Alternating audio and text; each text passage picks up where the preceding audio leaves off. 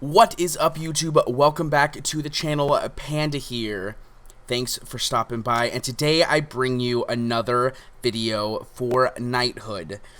Guys, the channel has blown up recently, and I have a lot of things in the works for the future, so definitely thank you to everybody who has liked, commented, subscribed, anything in the last couple weeks.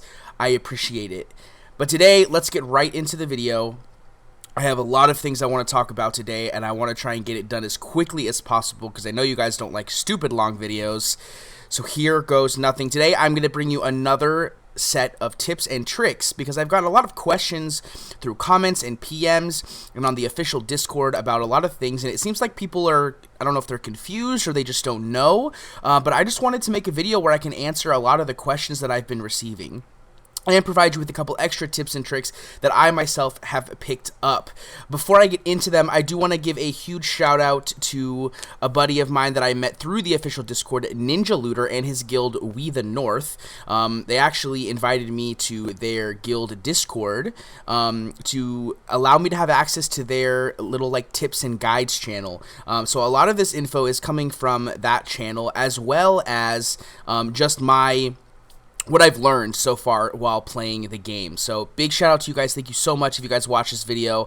I appreciate it a lot. So let's get right into the tips. So the first tip is a question I've asked. I literally woke up this morning and I probably replied to like 10 different comments or PMs about this question, and that is where to get the meat for farming the guild boss. So there's a couple places you can get it. The main one that everyone kind of already knows is from your meat hut right here. You get one of these, I believe, a day. I've only seen I get myself one once a day. You get one of these a day, so you're guaranteed to be able to fight the guild boss at least once because you get your one a day. However, you can get more of these through the roaming monsters. Now, roaming monsters is pretty much the end game farm of the game, okay? You can come in here, and as you can see, each of these has an objective reward set.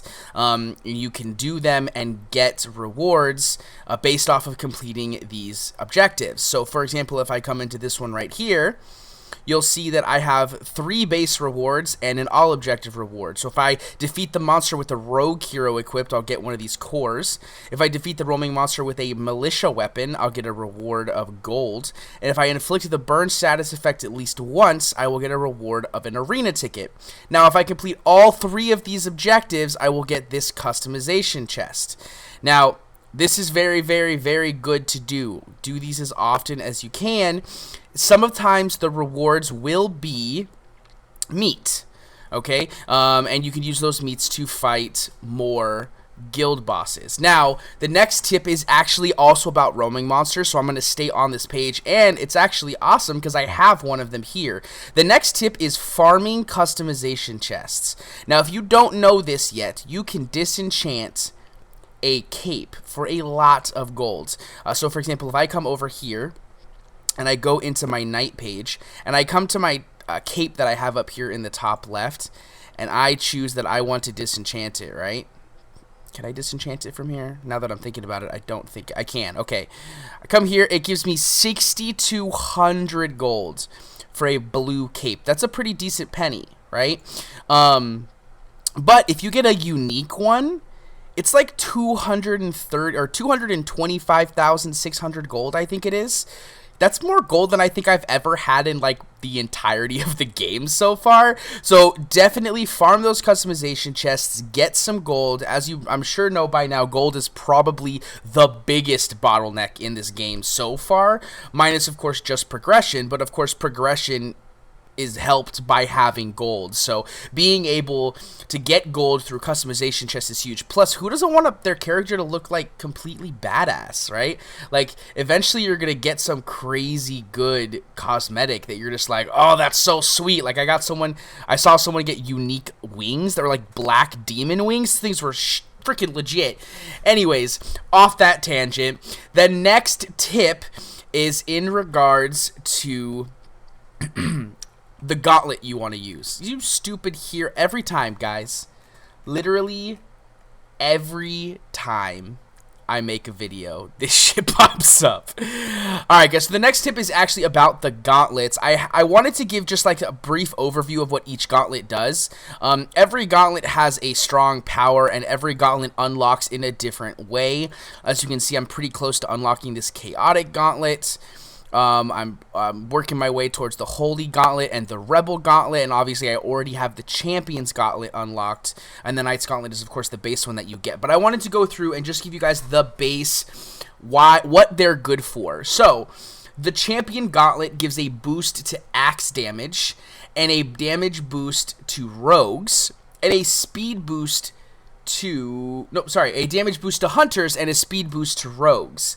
The Chaotic Gauntlet gives a weapon boost to hammers, a damage boost to rogues, and a speed boost to alchemists. The Dark Gauntlet gives a weapon boost to swords, a damage boost to warriors, and a speed boost to alchemists. The Night Gauntlet, of course, gives a weapon boost to all weapons. The Lawful Gauntlet gives a weapon boost to hammers, a damage boost to mages, and a speed boost to rogues. The Logician Gauntlet gives a weapon boost to swords, a damage boost to mages, and a speed boost to hunters. The Maniacal Gauntlet gives a weapon boost to axes, a damage boost to alchemists, and a speed boost to hunters. The Maverick Gauntlet gives a weapon boost to swords, a damage boost to warriors, and a speed boost to mages. The Rebel Gauntlet is a weapon boost to axes, a damage boost to alchemists, and a speed boost to mages.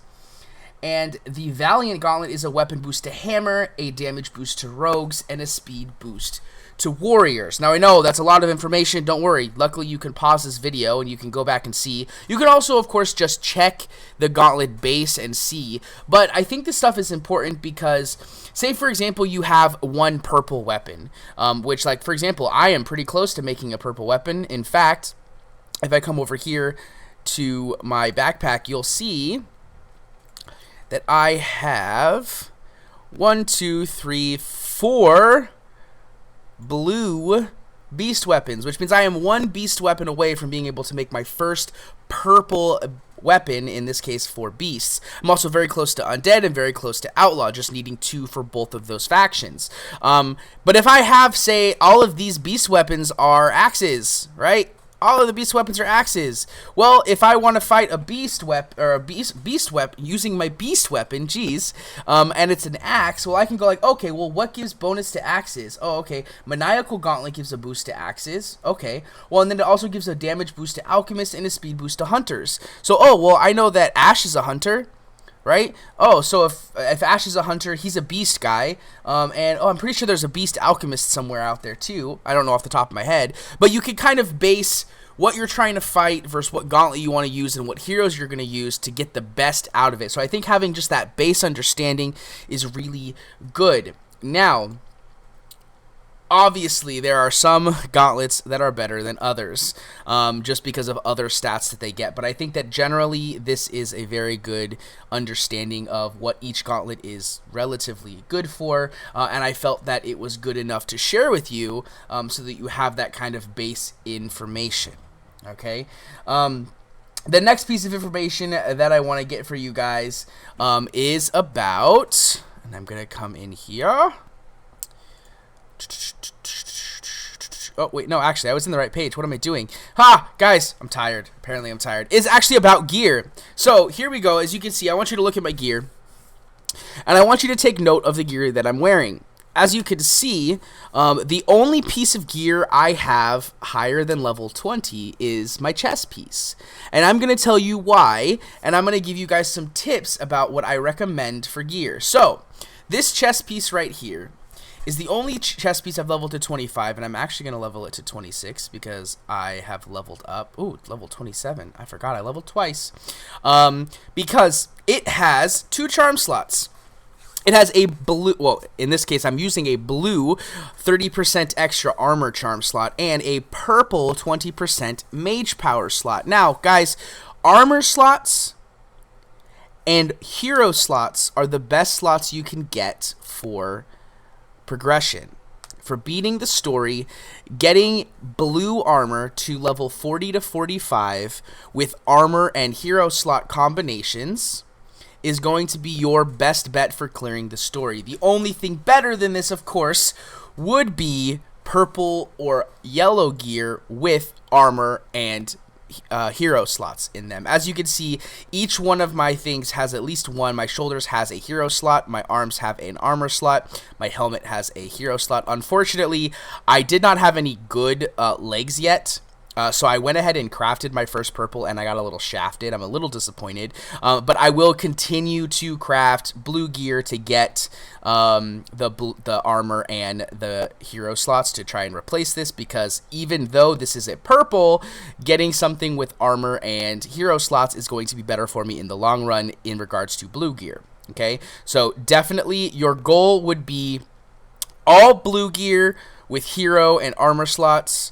I would not recommend going beyond like level 30 without having hero, at least two hero, 2 armor, or 1 of each in your charm slots. I think that that's your best bet for progression, and getting something from 30 to 31 takes quite a bit of materials, and I don't think it's worth, you know, upgrading it unless it has these stats. So like, for example, this body I will take all the way up. You know, obviously if I get, say, 3 more blues, I'll craft that and get a purple, and if that purple is better, then of course I will replace it. But ultimately I think that going with the blue armor is perfectly fine for story. I believe that it is the best way to get your progression into story. Now, in regards to weapons, it's kind of the same concept here, guys. The only reason I leveled this to 23 is because I wanted to get into White Peaks, and I needed a good cult weapon. But weapons are pretty much, you know, just like I've said in previous guides, just craft the weapons with each other. So like, for example, like I said, I am 1 beast weapon away from getting a purple beast weapon. The charm slots, I haven't done a lot of research on the charm slots as far as to what's good, but I'm pretty sure like damage versus a typing is really good for like certain guild bosses. So like if the guild boss is weak to acid, and you put acid on the boss, bringing double acid charms or triple acid charms means you do a lot of damage with your weapon. But I will find out more information about that in the future and let you guys know once I figured that information out. I do still plan on doing a full charms guide, but I don't have enough information yet to do so. So if you guys have information about charms and you want to leave that information in a comment, I will greatly appreciate it. Alright guys, so the next piece of information is to make sure you're doing your hunts.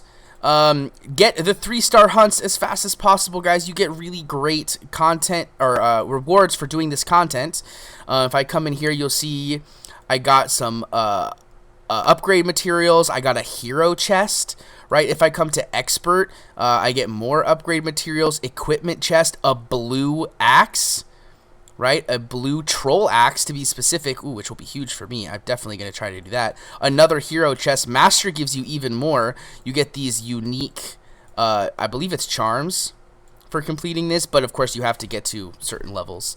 But yeah, guys, definitely do your 3-star hunts. Get them as close as you can to the max. I am contemplating doing a hunt guide in regards to what hunts you should focus on when I do my hero guide, as well as how to beat some of the more difficult hunts. As you can see, I've been trying to clear these as often as I can, but because I don't want to raid them, I don't really care about getting 3 stars all that much. I've been focusing more on just clearing them for unlocking the heroes, but I am going to go through and I'm going to get these all 3 stars so that I can get these rewards as soon as possible, and I would recommend you guys do the same, because guys, you get a lot of stuff. Boom, look at this. It's an outlaw weapon. I'm 2 outlaw weapons and 2 troll weapons away, guys, from my first purple weapons. So definitely going to be working on hunts. Hopefully next time, maybe even I will make a video on me crafting my first purple weapons. Would you guys be interested in that? I have been thinking about doing videos of crafting and stuff like that, RNG purposes, opening up boxes and things like that. If you guys would like that content, let me know. Hit me up with a comment in the bottom of the video. I would greatly appreciate that. Guys, those are my next couple tips and tricks. I have more tips and tricks that I'm going to bring out later, but I want to take this, pace by pace, bring you guys more content over, a longer period of time. But I do have a couple things I want to update you guys on. So in the description below, I have a couple new things I'm going to be adding. I have a Twitter. I've had one for a while, but I am going to be posting my videos on Twitter. Please hit me up with a follow over there. The main reason is because I am now currently in the works of working with King, as well as already in the process of working with Madoki. I've been working with them for a little while, but I am going to also be working with King now, and they are on Twitter, and I want to be able to tag them in things, and I will be tagging them in all of my videos that I update on the YouTube. So head over to Twitter if you guys can. Follow me over there. Feel free to talk to me over there. I will have it open pretty much all the time, unless of course I'm at work. But yeah, so I have a Twitter now, so definitely make sure to follow me over there. I also will be putting in the description my work email. It is a rescuepanda4@gmail.com. You guys can email me there with anything in regards to work. I am currently in the looks for an artist to help me with images and things like that, as well as possibly someone to help me create an intro and outro for my videos. So if you guys are in that kind of work and you want to shoot me a work email giving me information about that, please feel free to do so. In the description below will be that information. Also, make sure you guys join the Discord. It is GamerDude2088's Discord that him and I share. And I also have the link in the description below for the Knighthood's official Discord. And you know what? I will also put the Reddit down there as well. I do post all of my videos to Reddit, so if you guys came from there, props to you. If you did not come from there, go check it out and join the channel over there. It has been growing pretty well, and I'd like to see it continue growing. Alright guys, this video has gone on for way longer than I wanted it to, but I feel like I got some good information out there.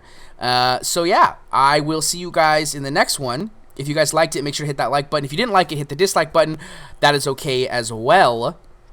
And hit me with a comment and a subscribe. Don't forget to hit that notification bell so you can be notified when my content goes live and be the first to type first in the chat.